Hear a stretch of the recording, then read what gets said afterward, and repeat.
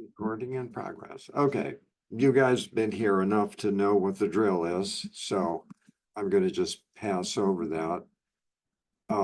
So we're starting with aphorism 27. And I think this is really interesting. He mentioned, I'm not sure if it was in an earlier aphorism Nietzsche mentioned or in Birth of Tragedy, but he thought that one of the higher kinds of human beings was the saint, the saint. And I sort of have a feeling that this is a bit of a description of a saint, or a monk at the very least, a monk.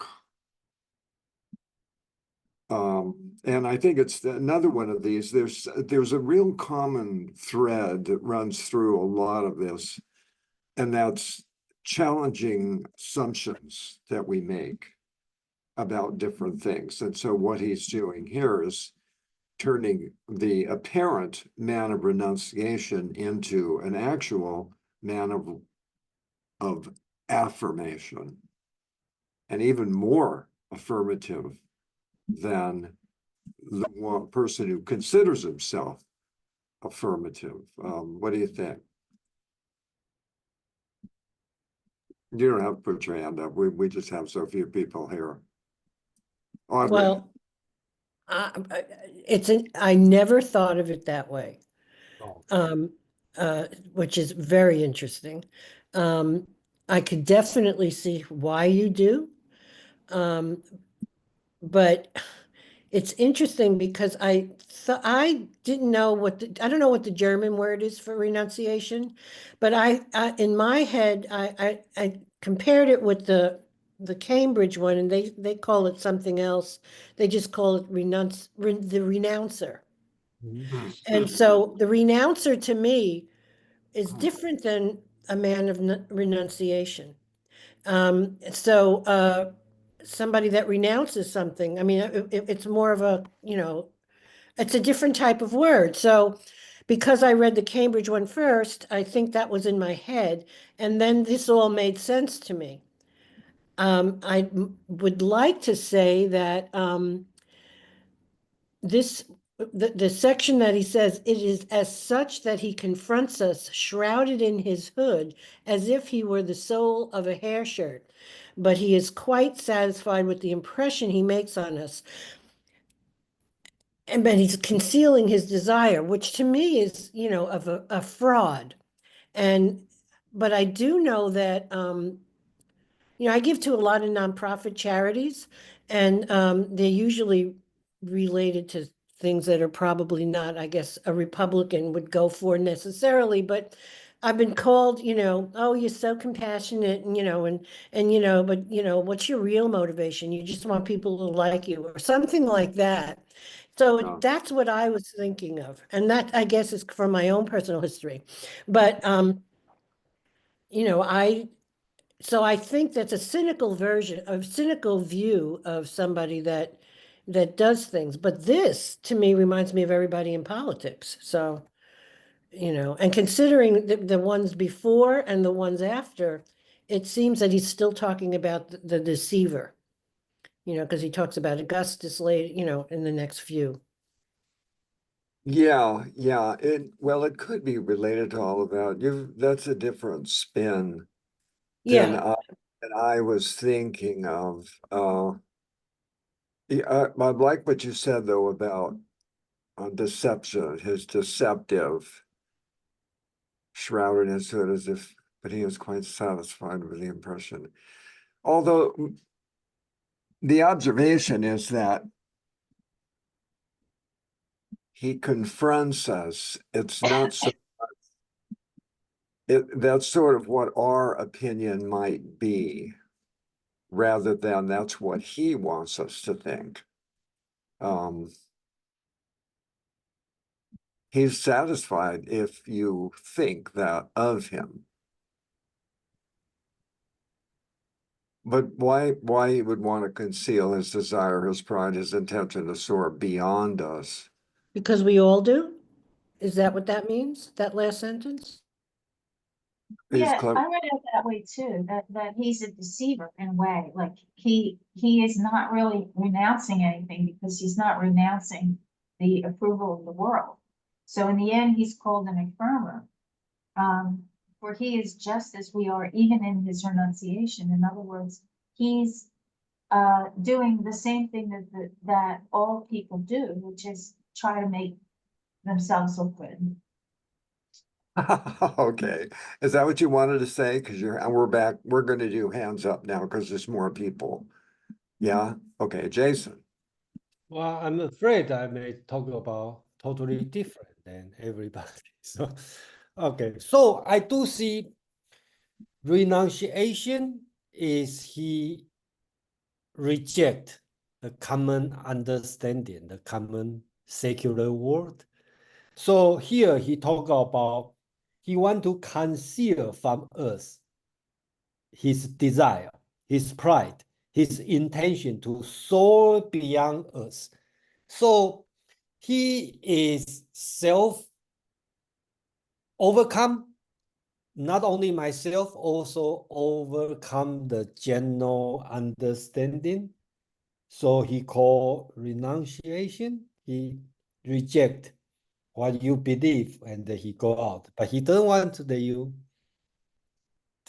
to say out loud. He just want to do it. That's I am reading, And interesting is he talk about if he were the soul of a hair shirt. So hair shirt is something for self-infliction, right? So kind of self-suffering. So he's not choosing a easy route to achieve this. So he want to go higher. That's why he talk about soar beyond us. But you may see him as a renunciation, as a renouncer, but actually he chose a difficult route and to go beyond what he is or what we are. So that's what I see, So Yeah, I'm I not think, saying. I think there might be something to that. I do. It's partly because I know what's coming and I know I'm not supposed to do that, but I think you might have tapped into an important way of interpreting this whole thing. So nobody thinks of this as a description of like a monk, a man who has separated himself from the world. I totally not see it this way. I totally not see as a monk or a saint. I totally not connect with this. Okay. So okay, Barbara, Audrey, I think you're the one who said the thing about the politician, right? Yeah, I was thinking of politicians, but I was thinking of, actually, it doesn't have to be a politician. I was thinking of the way, in our current society in the US, the kind, who we choose to celebrate and the reasons why.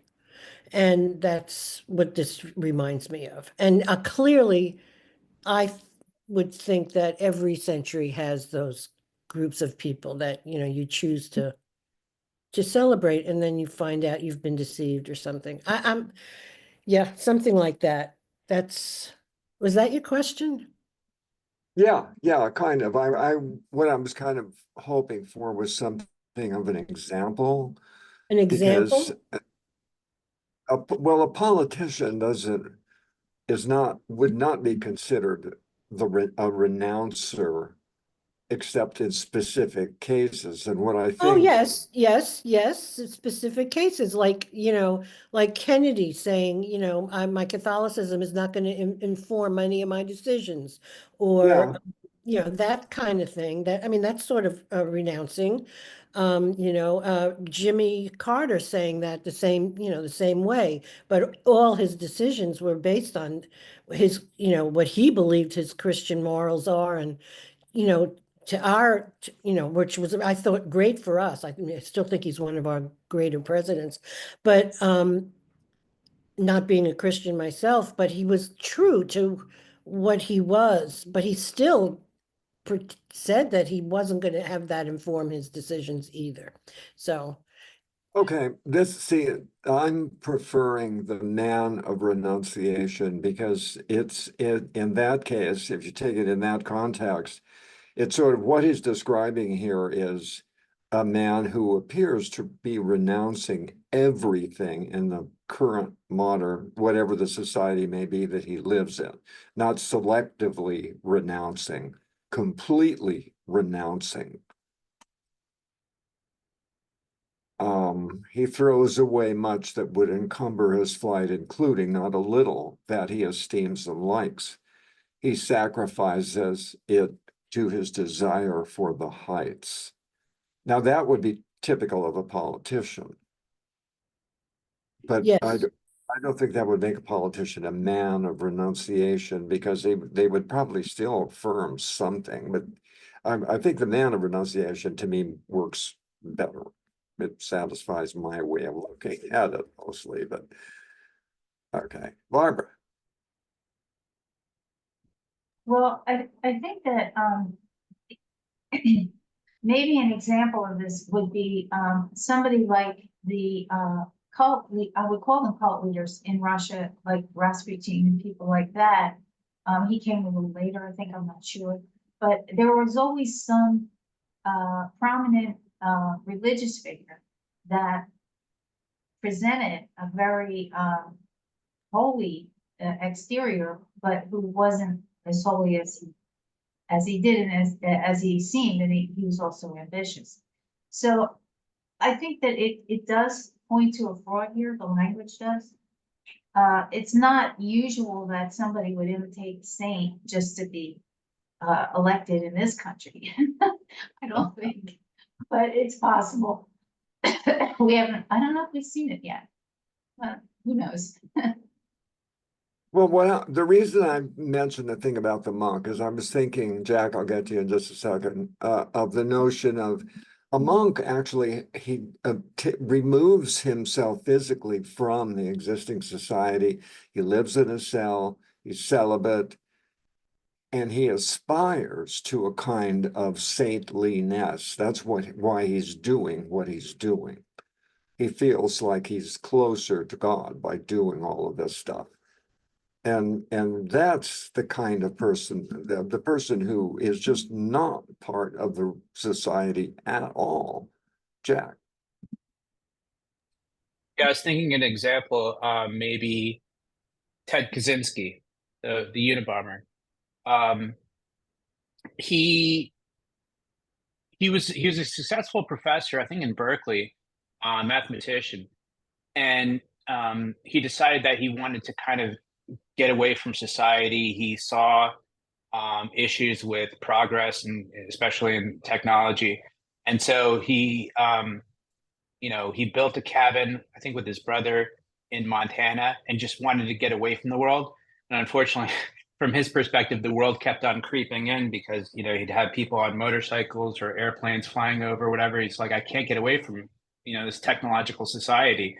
And so in a way, as it relates to this paragraph, it's more, or aphorism, it sounds like what Nietzsche is saying is someone who divorces themselves from society, from the challenges and from the pleasures, and from all of that, and then contrasting that to someone who is life affirming, that is interested in taking on everything that that life presents to a person. Yeah, that's a really good example of a really obvious man of renunciation. But I'm not sure that there's any affirmation included in that. I think that what Nietzsche is sort of getting at is that, and I'm going to stick with the monk thing again. The monk aspires to a higher kind of existence. Ted Kaczynski just wanted to get away from everybody. I thought he would not have blown up a bunch of people if he truly didn't care about what was going on in the world and only cared about his own affirmation. Could I just follow up with that? Yeah. So so he did write the Unabomber's Manifesto, and the purpose for blowing up all the people was to get the attention enough to the cause, that he had, which was bringing awareness to this technological development in society. I mean, the way he saw it is everything after the Industrial Revolution was a problem,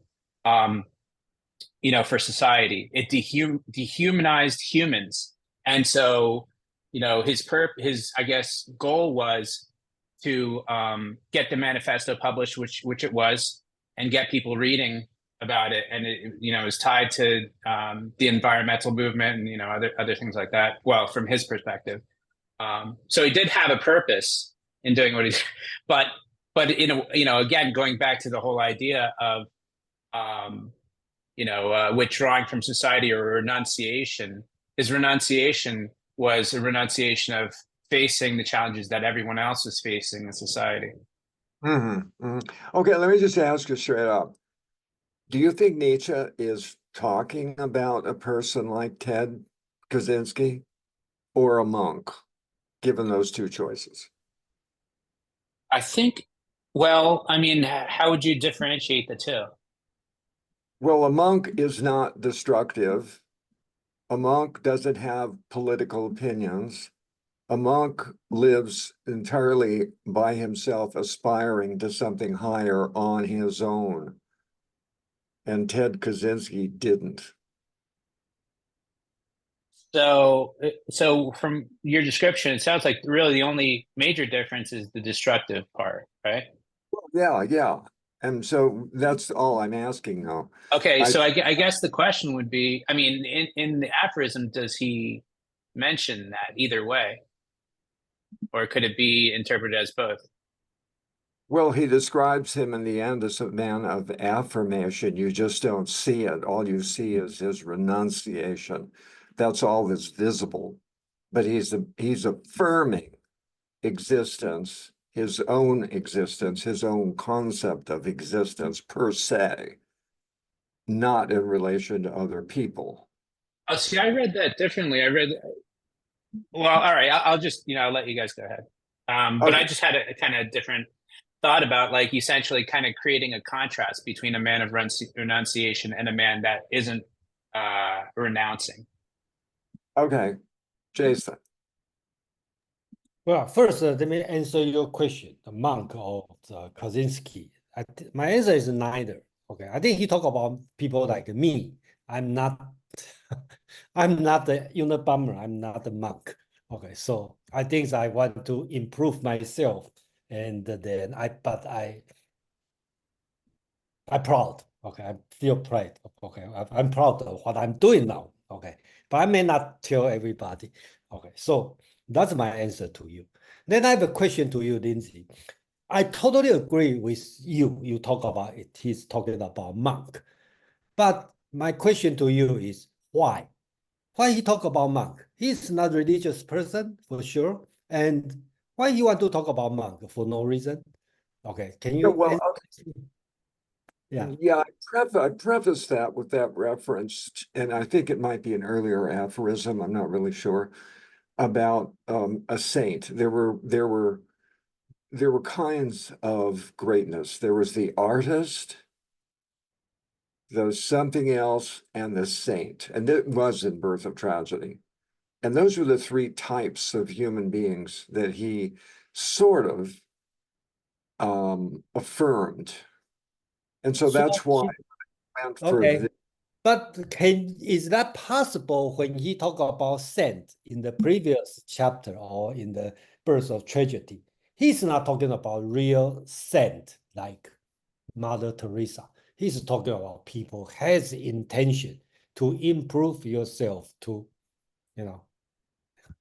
well, just. I think I don't think Mother Teresa would fit the bill. I think he was aiming even higher than Mother Teresa, but Mother Teresa did come to mind for me. Barbara. Well, I would say I'm still reading this as he's calling the renunciate the affirmer, and what he's affirming, this man of renunciation, is conventional morality. Because I think one of Nietzsche's problems with Christianity is how it it sort of permeated the society with something like a morality that holds people back, that doesn't allow people to go as far as they could. And here he's pointing out that while this renunciate seems to be affirming something that we don't, that we can't access, he's actually affirming our own idea of what this should look like. And that kind of makes him, it doesn't make him a phony exactly. I think it's one of these things where Nietzsche kind of always sees where you can't get out of the circle you're in. You know, you just keep going around and around. You can't, it takes a very special person, and I don't think he's describing that person here, to like sort of shoot out of all conventional mores and society itself. So here he's just talking about somebody who, and maybe there were religious leaders who were kind of phony or did this in Nietzsche's time. I don't really know, but I wouldn't be surprised if, you know, the monks and priests, I know in Russia, as I said, there were people like that. There are always people like that. Yeah. So I guess I think of it as this renunciate never really gets out of the spiral that he's in. Okay. Audrey. Well, I don't ever think that the kind of monk, I mean, I know different types of monks, but that don't isolate themselves, but this kind of monk that you're talking about, he wouldn't even confront anybody. So then I don't see where he would come into this. That type of a monk is all about his own he's renouncing for himself and his, you know, the world that he's wishing to, you know, get into nirvana with or something, or if he's Christian, I don't know, his God, but not, he doesn't confront people. So I don't see any monk in this at all. That's number one. And I'm not going to even answer your question now that I said that about, you know, the monk or Ted Kaczynski. I mean, Mamma Mia, we can't go into that. But I mean, but there are people like that. You know, there are religious leaders that go around. You know, they're sometimes on TV and they, you know, they're talking about their morals and, you know, what they sacrifice and they want you to sacrifice to, and they get followers and, you know, and at some point in either the last week or this week, what I read, he's talking about the evil Reformation and how it focused on morality. And oh my God, as soon as I said evil, Barbara put up the hood. It's so interesting. And, Okay, cool. anyway, so, but anyway, so yeah, I think that he's talking about people that are trying to deceive or even deceiving themselves. And I can see you shaking your head, and I'm so sorry that you don't agree. Yeah, I'm so sorry that I don't agree either. But I think part, not only the monk was just my sort of reference to the whole thing of a true man of renunciation, because that's what we see, but that's not what he is. He is a man of affirmation of life, of his own kind of life, but he doesn't go around seeking followers or engaging with other people. He just has to go buy food or something, and then you see his appearance. And that's all that he mentions here. This sacrificing, this throwing away, however, is precisely what alone becomes visible and leads other people, to call him the man of renunciation. And I think part of what's going on here is that is a mistake. That's another common misconception that you might make about somebody. And I think that's partly what's at play here about how little she does have her hood on. Oh my God. That's really great. Barbara, I don't know if you did it on purpose, but No, it's just told without any. okay. All right. The timing was impeccable. Cameron. Hello. Hi. I agree with you about the monk. I think when you look at a monk, I think in this passage, we, whoever we are kind of the slaves in a society. And when we look at the monk, we see he has no material pleasures and he's just meditating all day. And so he's a complete aesthetic. But really, he is completely selfish. He is, like he said, he is putting his entire soul into trying to achieve nirvana. But to us, he looks so humble. He doesn't have like the material goodies that we have. So he has like an aura of spirituality. And so I think this trick is why Nietzsche's saying that this monk is, or not, well, I think it is the monk, is why the monk is cleverer than us. And that's why he's so polite towards us. Because he's not being polite, he's being totally in his self-interest. And in a way, I don't know, it's a trick. And I think it's related to slave morality or slave mentality. Because the Buddhist monks, the monks had no material pleasures, but their society had slaves who worked the fields and fed them, right? Because you need someone to feed you while you're meditating all day. And so the slaves need to know that their leaders are aesthetics. Yeah. Well, okay, I disagree. I think he's just picking, he's like the Jains. The Jains in India, I think, might even be closer to that. They have a little broom and they sweep aside as they walk so they don't kill any insects, and they live, they're what do you call it? I was going to say mendicants, but that's not right. They depend on the kindness of strangers. I still like the thing actually, where that's almost a complete renunciation. Jack. Okay, I just wanted to amend for the record. I still hold to Ted Kaczynski, but prior to doing the bombing, prior to his bombing campaign. So basically when he went out into the woods to get away from society. I could go there. I could partially accept that. I'm not convinced a monk is even correct, but it's the closest I could come to what I would think of as a man of renunciation who still has affirmation built into him. He's not renouncing life itself.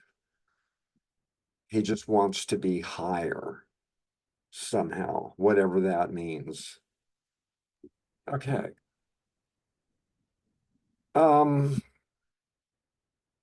I really struggled with 28 to be harmful with what is best in us.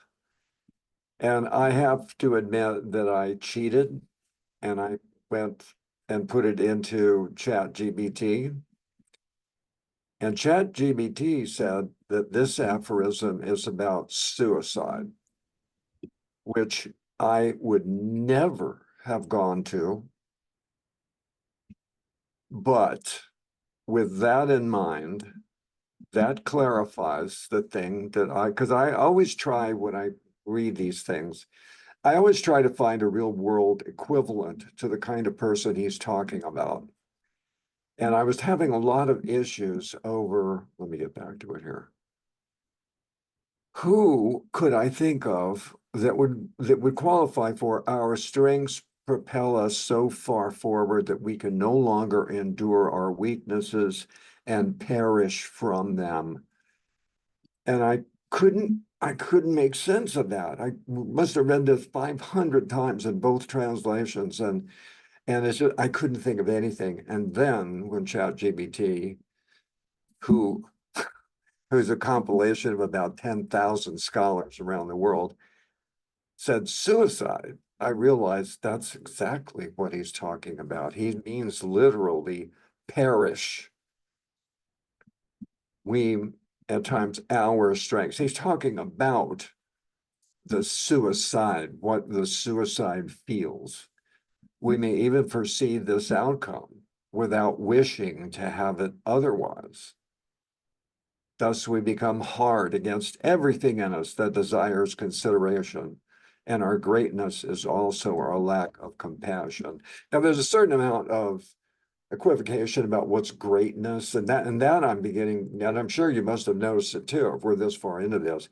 a lot of the language he doesn't exactly repudiate, but questions and challenges. And I think greatness here is more of an adjective than an attribute that we would think of. Like Goethe was, in Nietzsche's eyes, a great man, but Nietzsche didn't kill himself, and so I don't think he's talking about something like that. Jason. First, I would say I totally disagree on the ChatGPT's answer. Okay, it really depends on what. Can you tell me what's the prompt you give to ChatGPT? Yeah, what does ChatGPT thinks it's aphorism 31. So right off the bat, we're in trouble. What does aphorism 31 in Nietzsche's The Gay Science mean? But this one is 28. I know, but I'm just telling you, ChatGPT thinks it's 31. There's three. This happened earlier. I tried with another one. I don't Yeah, know. because I think you should be careful because I also check with ChatGPT when I read Michel de Montaigne, okay, about on book. I send the summarize, you get a good summarize, and I check the context. When I read, it's nothing correct. Okay, that's Well, I've had that happen too, but I was so stuck. I don't stuck. So you probably want to listen to me, then listen to ChatGPT. So. Yeah.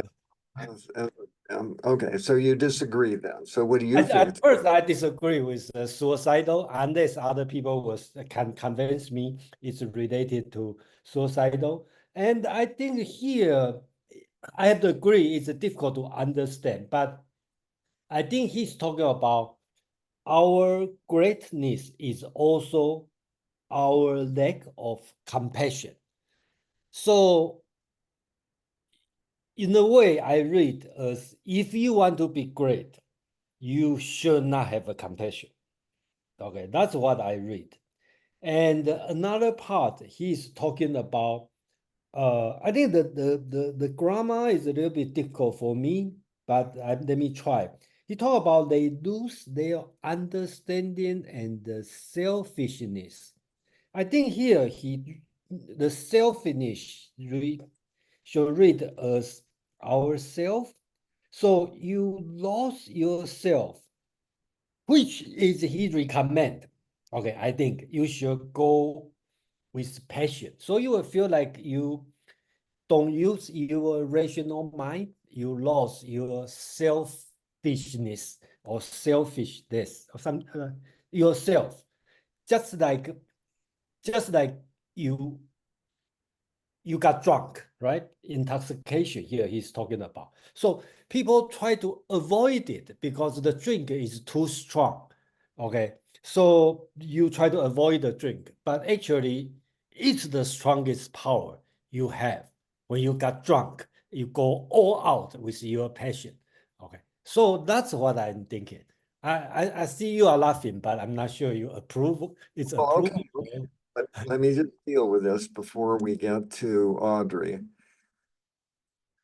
You're confusing the suicide, and I'm going to stick with that for the time being, with the person who is influenced by the person who commits suicide. So this whole thing about intoxication and selfishness, that's those to whom his greatness affects like a drink. Those are other people. It's not the suicide, not the man of strengths that are who can no longer endure his weaknesses and perish from them, but his strengths are absorbed by other people who are not able to deal with it in the way he could. Now, I'll give you an example with Goethe. This is not, I don't think this is what he's really talking about here, but it might have been Goethe's first novel was The Sorrows of Young Werther. Mm-hmm. Werther kills himself in the book, and there was a whole rash of young men killing themselves with copies of Werther being in the same position he was in. killing themselves with copies of the book on them, so everybody would know where they got the idea. So that was a case where his greatness in writing this Bildungsroman was so powerful that people were influenced to do really stupid things as a consequence. I don't know how to relate that to this, but I think it gives me a different picture of what the other people are like. Audrey. I found this very interesting and has many different levels, you know. I think it's complex. And I mean, I could, you know, suicide, I was thinking more of suicide bombers. You know, like they follow a teacher and have an idea, and they realize that the only way to make it happen is to give themselves over completely because they don't have the strength and to, you know, so that's a possibility. I wouldn't use GBT though, but I will uh, but anyway, but it's interesting, and I've looked, you know, I in this one I think the Cambridge is actually clearer, but the I like the other one too. So they're both very similar. So the main thing is that I'm thinking of people that, I mean, it's almost like psychology 101. If you don't love yourself, you're never going to really love anybody. You know, if you can't accept your own strengths and weaknesses, you know, you're going to really, you know, you're going to push on the strengths, hate your weaknesses. And then, you know, somehow that's going to, you know, infuse the society around you in your local society.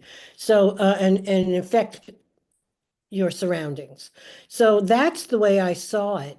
And that sometimes when you're intoxicated from your strength, you start to hate your weaknesses more, you know, you're more firm with your weaknesses and keep them down. So but there's a lot going on here that, you know, I'm not articulate enough to say, but right now, but as people talk, then things come to me, you know, so that's as far. I think suicide bomber is a great description of this character, because the suicide bomber does influence other people, and that would be seen as an incredible strength, as an act of incredible courage and dedication to a cause. Whether, you know, we would all agree with that is not important. It's the notion that it is a strength that this person has. I think a suicide bomber is a great example. Barbara. Well, I think it's an interesting example. I don't think that this is really about suicide, though. When he makes the comment that such an experience for which we must pay in the end pay with our lives, he's just being histrionic. I don't think he means that every person who goes the route of greatness ends up having to kill himself personally. I think that it's because what he says is it's a parable for the whole effect of great human beings on others and on their age.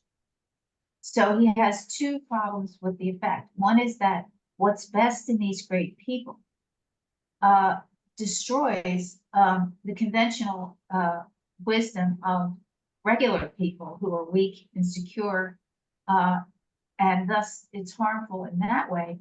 But I don't really think Nietzsche thinks that's harmful. I think that in a way, the word harmful here would be something like tearing down to build up.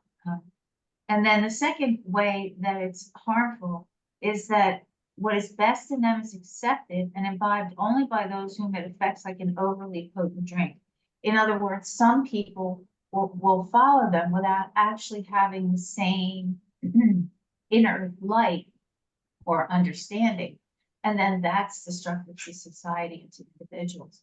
So I think in a way he's saying that you can do a great person can do harm, but there's no way of around that. Okay. the thing that leads me to think of the suicide bomber is that very perishing from a failure to be strong enough to endure your weaknesses. Perishing is an important part of this whole thing. And that was what kept throwing me off. Because that's a specific statement about this person. This person dies. Jack. Yeah, I think it's a, well, I agree with aspects of what everybody's saying. I think he perishes, but he perishes. It's a death of the mind to ideology. So it basically, yeah, and yeah, suicide bomber could be seen, especially if they're seen from their group as having admirable traits. Um, you know, or like some kind of quality to sacrifice himself for the greater good, or whatever. Uh, yeah, I mean, the whole idea is that like someone having best qualities could be so overtaken with an ideology, or so overtaken with their own sense of intellect or virtue that it becomes, there's unintentional harm that's caused. So yeah, I mean, you could look at it through the example of the suicide bomber, or what Barbara was talking about. I think that's also applicable as well. Okay, Jason. Yeah, I just checked the ChatGPT. I put in the chat. Okay, so basically the answer is about the truth, but I still don't think that. That's aphorism 28. It's aphorism 31 is what you have. It's the Okay. numbers are wrong. 31 is this one. I don't know why, but that's why I said use 31, because 28 is a different Okay, but anyway, okay. So it looks like most of people agree on suicidal interpretation. Yeah, I still don't get it, but okay. It depends on the context. it's And what, it well, doesn't have to be suicide. wait. Our strength at times, our strengths propel us so far forward that we can no longer endure our weaknesses and perish from them. That means death. This person is gonna die because his strengths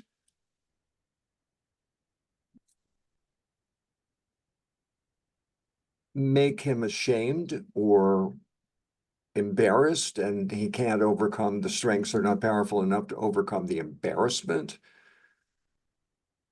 or something like that is the way I take this. But I think that the whole idea of them perishing is important. Audrey.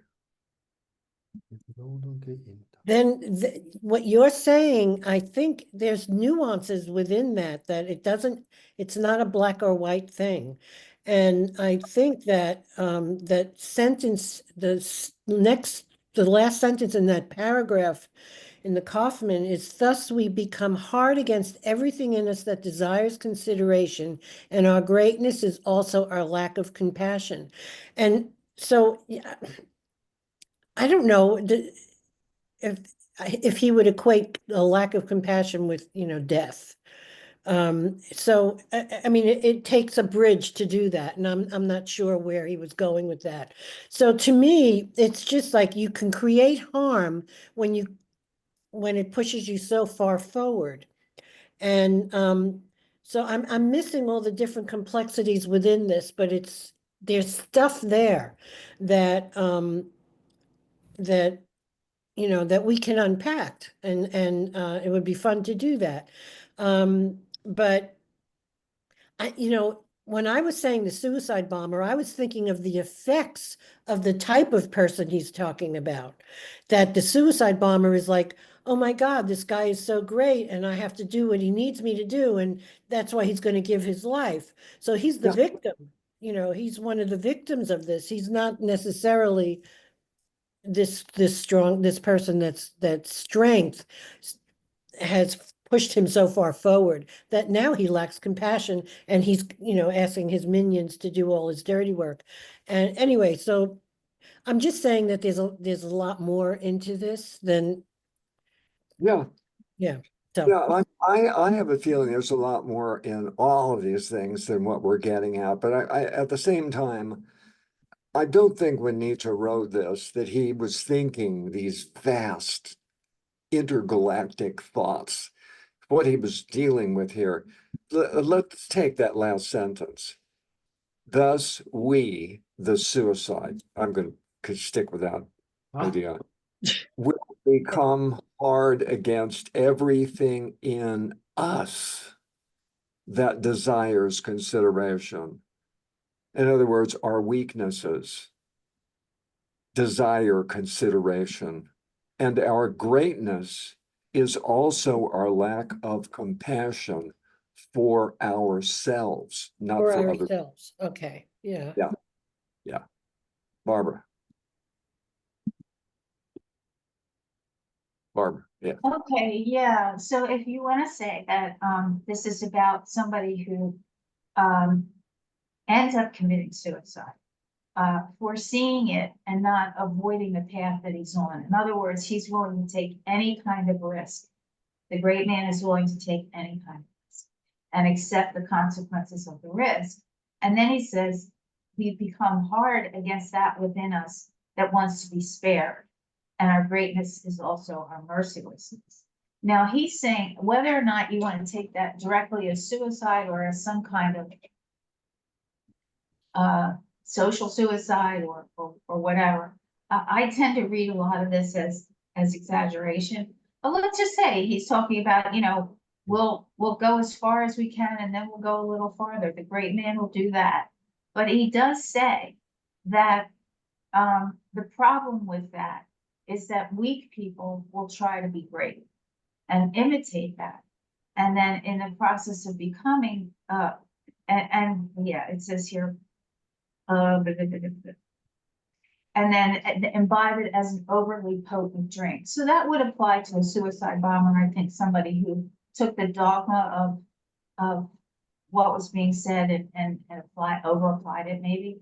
And so in a way you can see how this leads to destruction, because what he's saying, I think, is that some people are strong enough to face this eventuality of, complete self-destruction, but not everybody, not most people. And yet they influence most people and they not force people, but people then get kind of corralled into that kind of thinking because they're sort of sheep.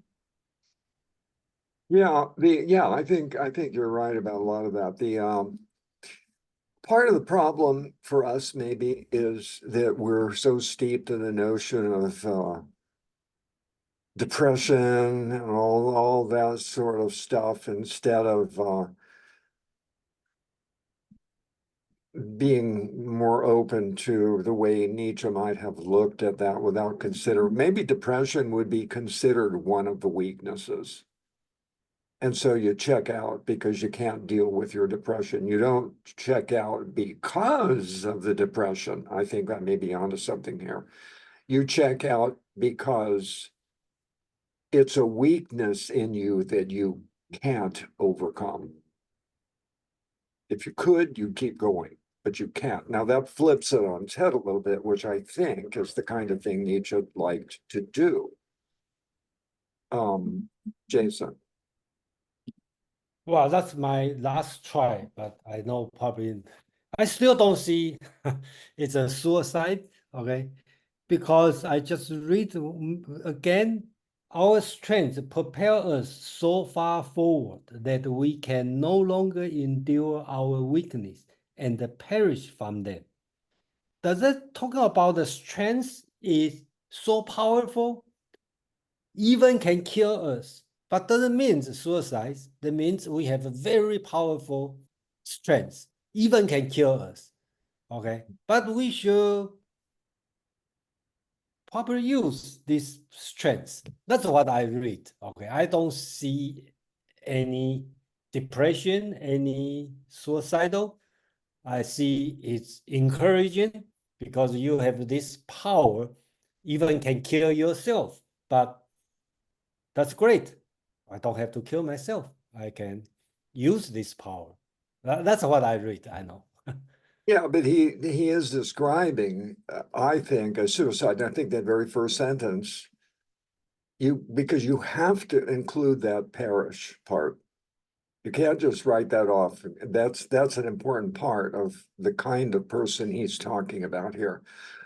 And I think he's just trying to offer a different way of looking at somebody who might commit suicide.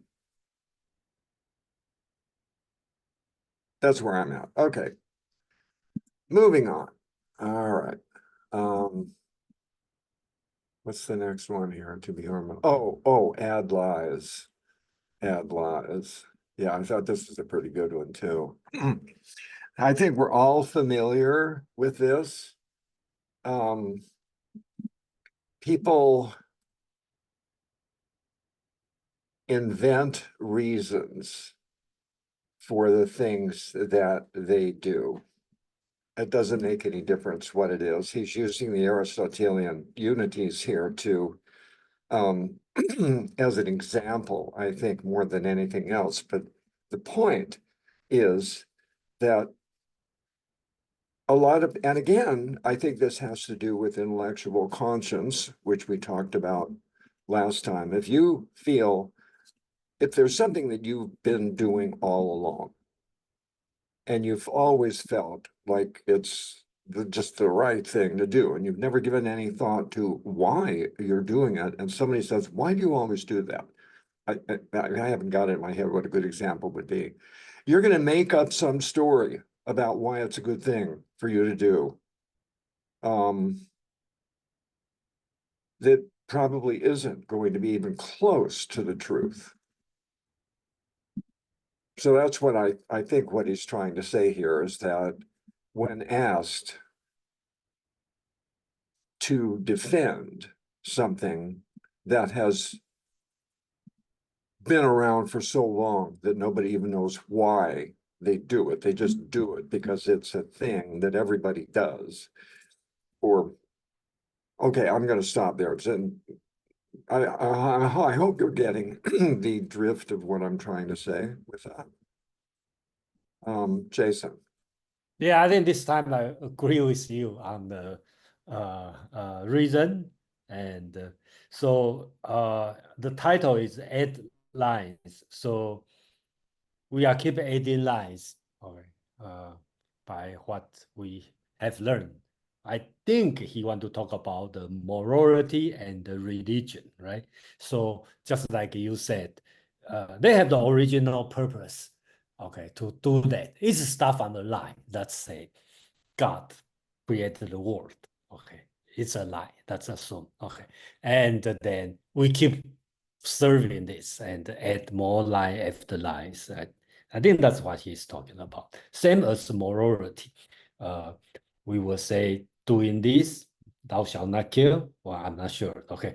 So I don't know if that's a lie or not, but basically some moral standard. Okay.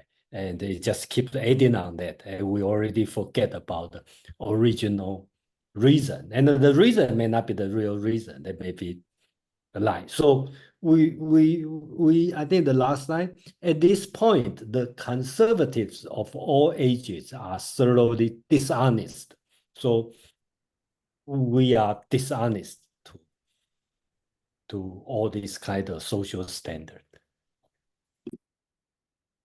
Yeah. Audrey. Yeah, I agree. I mean, I think it's more beliefs than actual actions, but he does talk about, personal habits, I guess. In both the books that I have. But it's interesting to me that I wanted to ask the question. I mean, we add lies as things come up. We keep saying, like, it seems to me he doesn't use the term comfort zone, but it's sort of like this is our comfort zone and I'm not leaving it, that kind of thing. And that you get used to a particular way of life, but you also learn to believe a certain thing, especially when it comes to morals and religion. And so I can see that, and you're always, coming up with reasons for it, and you're always being asked, like, why do you do it? And it's something as simple as habits like smoking, like I smoked for years. Like first it was a teenager to be cool, and then it was, because my mother just, every time I was stressed about anything, she'd say, take a cigarette. So I'd take a cigarette. And then eventually later on, when I was stressed out, I used to go to my chemotherapy and have a cigarette as soon as I came out. I mean, because I was so stressed after what I was going to look at the night, that night. So, just to calm down until I finally said, this is ridiculous. I can do this. And I just stopped all of a sudden. But I kept making reasons. I'm stressed. It's the only way I can get some space. I live in a family of like 8 people and they're all nuts. And I really just need to blow smoke out the window to breathe. It's just so funny. And you tell yourself all these stupid things. Anyway, That is a great example. I'm so glad you brought that up. which one? I talked about 3 things here. The one about smoking. Ah, okay. Smoking thing.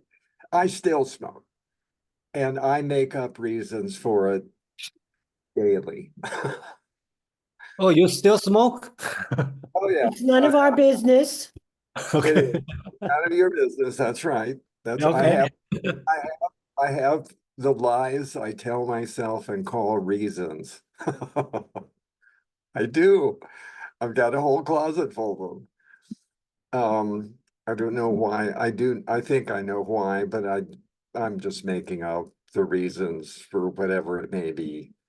But I think that's a great example of the kind of thing that he's deciding here. Only he's probably, well, actually, he's probably being much more serious in his intent, because there's the notion here that it's the Aristotelian unities have become a law, and at that point in France, when he's probably referring to Racine, and I don't know who the other tragedian in Enlightenment France was, but they accepted those unities as the demanding rule. If you were going to write a tragedy, you had to observe the Aristotelian unities. And then the question becomes, why are you doing that? Why can't you have a tragedy like Shakespeare? Well, because it isn't an Aristotelian tragedy. That's why it's not really a tragedy. I mean, these are the kinds of arguments that they were having. And so this is an appropriate example for him to it's a little better than smoking, but I think smoking is a pretty good one too. Okie dokie. All right, 30. The comedy played by the famous, this is politicians. This is political people in spades and celebrities. And there's a certain combination of both that I won't name who fits the bill here. So much of, well, okay, Shakespeare in The Tempest said, all the world's a stage and all the people on it are merely players. And I think this is a bit of a riff on that. I'm not saying Nietzsche is doing that on purpose, but I think this is, and it's kind of getting close to the same sort of thought, that we want to believe that our lives are important. And so we act as if they are, and in the end, they're not. Audrey here drowning. I'm trying to, I had politicians number 1, definitely. I also had religious leaders. And I also had celebrities. The celebrities that, you know, I mean, now it's gone to the influencers, but which is, I mean, I can't even believe they're celebrities, but actors too, you know, great actors or actors that have come into their own and now are spokespeople, and you were looking up to them, that kind of thing too, and trying to get near them. It's frightening, actually, in some way. Yeah, yeah, I agree, Jason. Yeah, I think here is talking about famous, by the famous, the celebrity. People has a big name.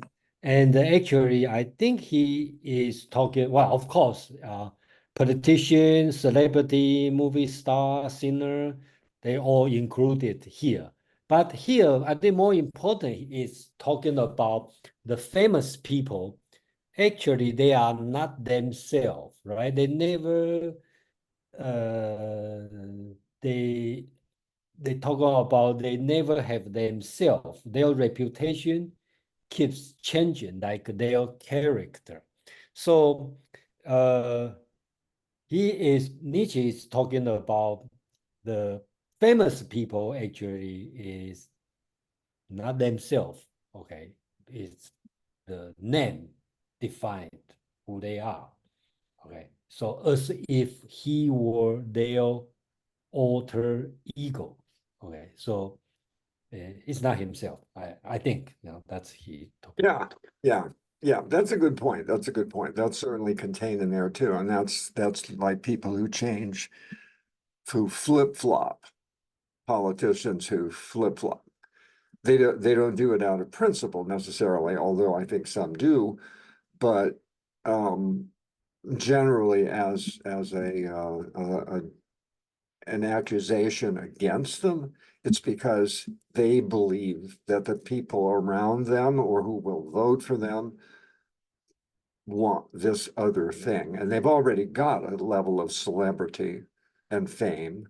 And so they can maintain a position like this by adapting to the surrounding circumstances. Jack. So just I guess like two questions. So one is we're not supposed to know anything about Nietzsche's life, right? His personal life, or anything along those lines. It's okay, except I just don't want references to books that he wrote later. As a human being, as you know, he was sick and he was a solitary a lot, and Wagner was his best friend, a sort of a father. That's all fair game. What For about sure. his sister? Oh yeah, no, that's okay. You can drag her on too. Okay, well, I mean, he could be writing this about his sister. You know, the whole idea with the establishing New Germany and what is it, Paraguay, and all the, you know, kind of fake presentation. I mean, most of, like, a lot of what she did was fraud, essentially. And even at the end, when Nietzsche got, you know, really mentally ill, and she used him as a prop essentially in order to become more and more famous. And the reason why I was asking the question, because I recently read I Am Dynamite biography, which was pretty good and talked about his life. And so anyway, and then the other question I had was what was I going to ask? No, I guess that's it. I did have another question. I completely forgot it though. I'm sure it'll come back. Maybe it'll come back to you, Yeah. because we're here with these aphorisms today, and I'm trying to work a little more on finding themes that are running through these things, and the one that I have, I think, settled on for sure is questioning how we use language and how mistaken we can be about some assumptions that we might make that might be something else, Jack. Okay, so I remember my question. So in this aphorism, I mean, he's not making this as like a universal that all famous people put on these masks and but they're really different people, right? Or is he making that argument? Because I wonder about the individuals that do put on these masks and they actually become these new personas, that they actually are through and through what they present themselves to be. And it's a gradual, transformation that occurs.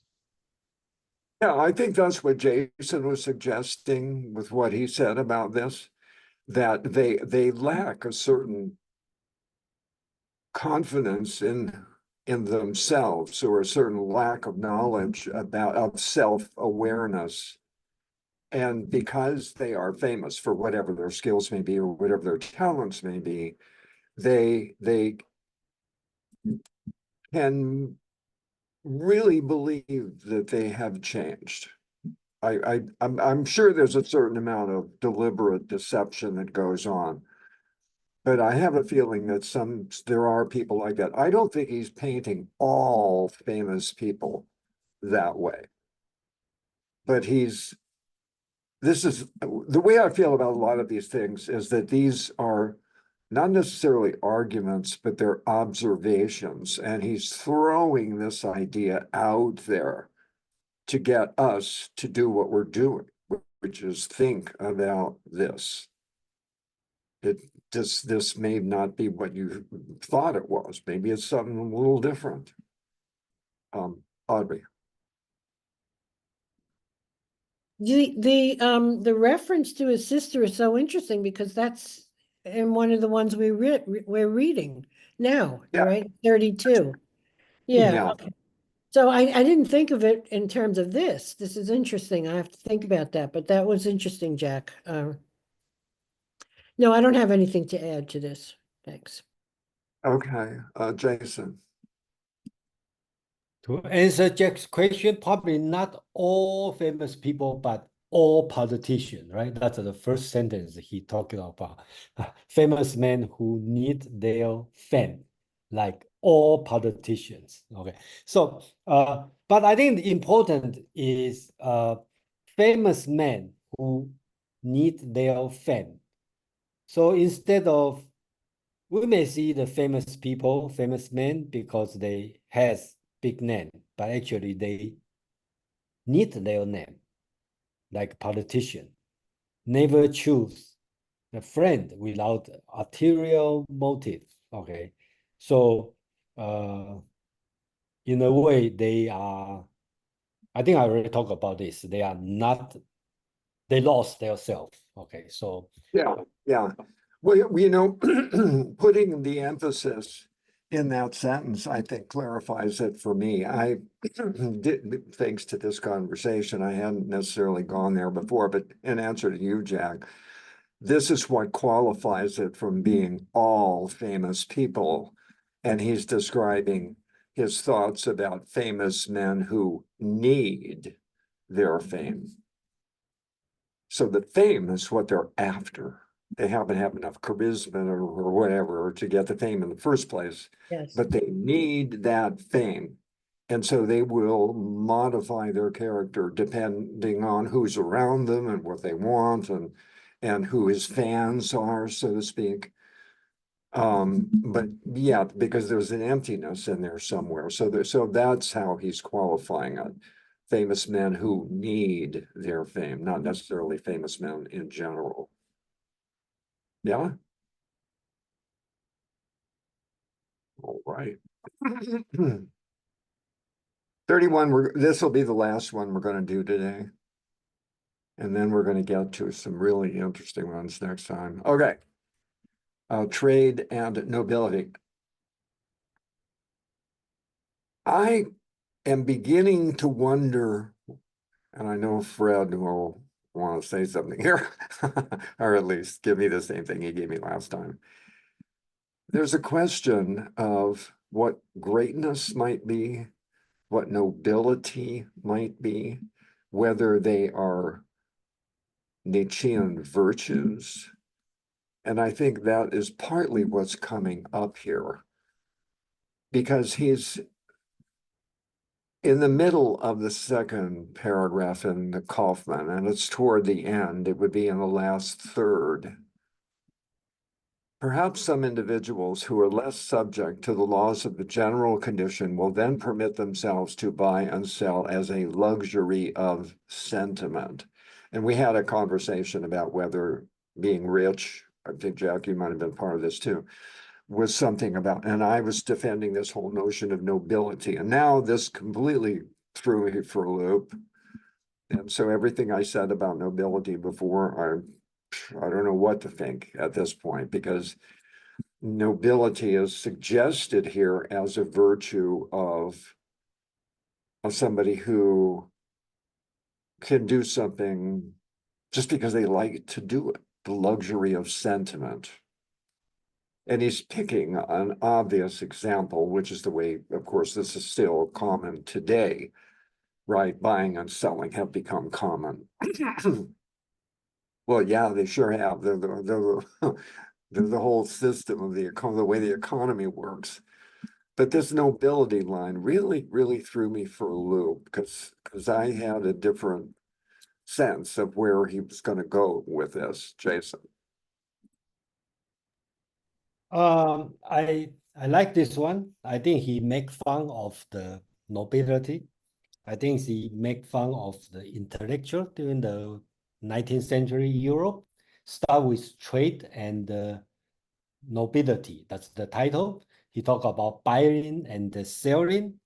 It's the same like art of the reading and the writing. Okay, so it's just exchange. Okay, and then he goes on talking about the like hunting. Okay, at beginning they have some reason, but eventually, if you become more skillful, they become achieve your certain level. Interesting is to the very end, put the quote, prostitution of the spirit. So here he talking about prostitution. The meaning is buying and the selling, okay? Exchange, business of the nobility, of the spirit. I believe he's talking about the culture, talking about the society. Is nothing different than prostitution. That's what I read. Yeah. Brett.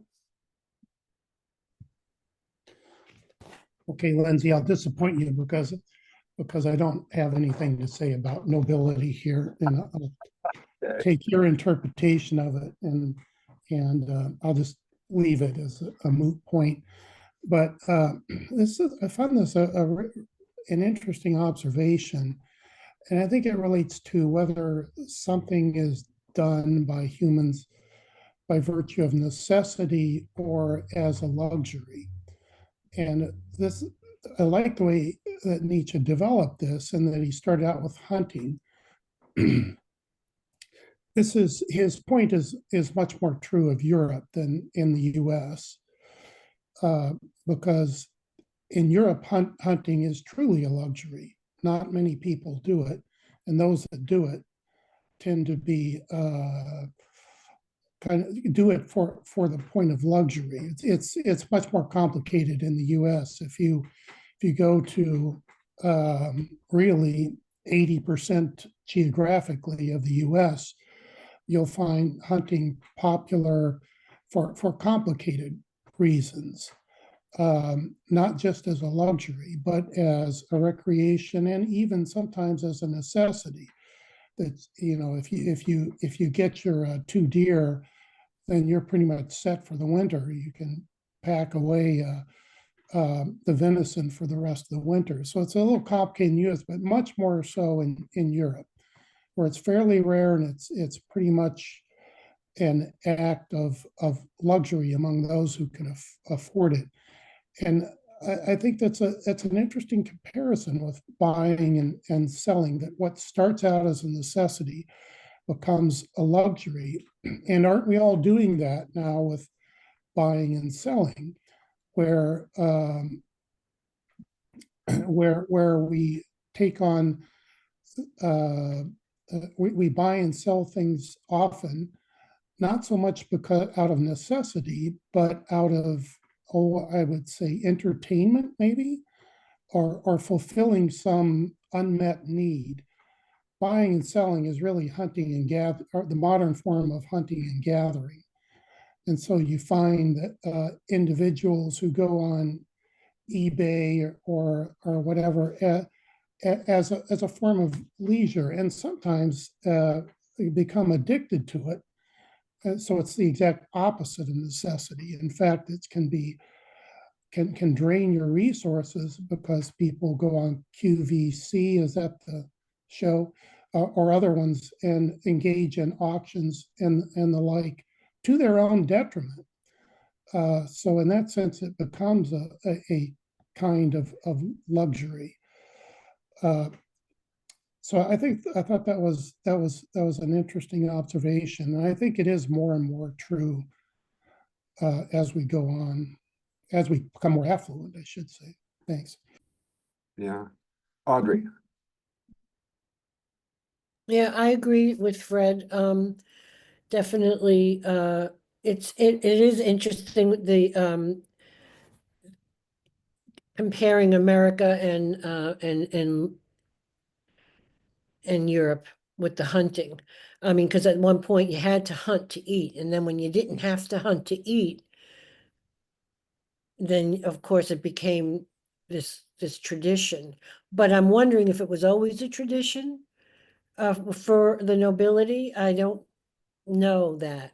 So if somebody can answer that, because this one confused me at certain points when I was trying to think about what is, I thought of auctions, that's like for entertainment. I know that I engage all the time. If, I bought a computer, I stream movies, things like that. These aren't things I need. They're entertainment for me, and luxuries, which I can't afford, but I don't care. And which is interesting. But the same with artwork. I can't afford art. I can't go to an auction for real art, but I look for local artists and I talk them down, and I'm getting a painting today at, for $300, which really should be, $600, but she's so sweet and yeah, anyway. So it's just, but I don't know what he's saying. And I mean, I don't know what is he saying, that everything is becoming a prostitution of the spirit, or is it just, I'm wondering where he was going, other than bringing in politics at the end. It could be a trajectory from one thing, from the beginning of the aphorism to the end, and that's where he wants to land, or there's a lot going on in the middle. And because the luxury of sentiment, I don't know if sentiment means something else in German. So, but that doesn't sound like a horrible phrase to me. Yeah, Um, yeah. Well, let me clarify a little bit. I think I can do that here by just quoting the second sentence after the dash. Formerly, when men were more savage, everybody was a hunter and practiced that art day after day. Then hunting was common, but eventually it became a privilege of the powerful and noble. And it became that because nobody needed to do it anymore. You could go to the grocery store and buy your meat. You could go to the guy at the marketplace and buy potatoes and all that. You didn't need to hunt and gather anymore in a city, in a right, civilized. right, in the city. And so when nobody needed to go hunting anymore, that's when it became a privilege of sentiment of what did he phrase? A luxury of sentiment. And I agree, maybe sentiment is not the right word, but that's how it became a luxury for the wealthy. Hunting was then something only the wealthy could do, because you needed a horse and you needed a gun and you needed lackeys or whatever back in those days, right? Now you can just have a motorcycle and a pistol. It's just not the same as it probably was in those days. But hunting is still sort of it's not a pastime of the noble for sure. So the difference between Europe and America is pronounced. But it's I think what he's getting at is when something that was a necessity at one point, gathering your own food, is no longer a necessity because you can just go buy your food somewhere else. It will be adopted by the nobility or the aristocracy or the wealthy or the people who have the leisure and the money to engage in it. That's what he's sort of saying here. That's not what was necessary once upon a time becomes a pastime or a recreation for somebody with the money to do it later. Yeah, but he That's- still doesn't bring, he uses the term trading as the title. Yeah. In both versions. So trade is another whole thing. It's not the same thing as buying and selling. You know, when people used to actually make trades, you know, and then all of a sudden the value of money became, you know, the value started to change and we started to get money. So is trade considered something that became like null and void, or what happened to trade? Trade is trade. Trade is exactly what it is today for us. That's what he says. The line in the second paragraph here, or in the middle, one can imagine social conditions in which there is no buying and selling. Like, let's say, a socialist utopia, where everyone gets whatever, and, you know, Oh, there's okay. Oh, that sounds cool. All right. I'll go there. All right. okay. All right. Okay, we're gonna do I will post this within the hour. 32 to 40. We only have an hour next week, but these are all fairly short. That doesn't mean we'll get through them all. But I would rather we all be prepared for more than we can do, like we were today. But we got pretty far today. I'm pleased. And I hope you are too, and we'll come back. Okay, that's it. I'm gonna go fix the two for next week now and then announce them. So they'll be available 32 to 40 for those of you that are here right now. Okay, thank you. Okay, Bye-bye. thank you. It wouldn't be fun if you weren't here, all of you. All right. Oh, thanks, that's sweet.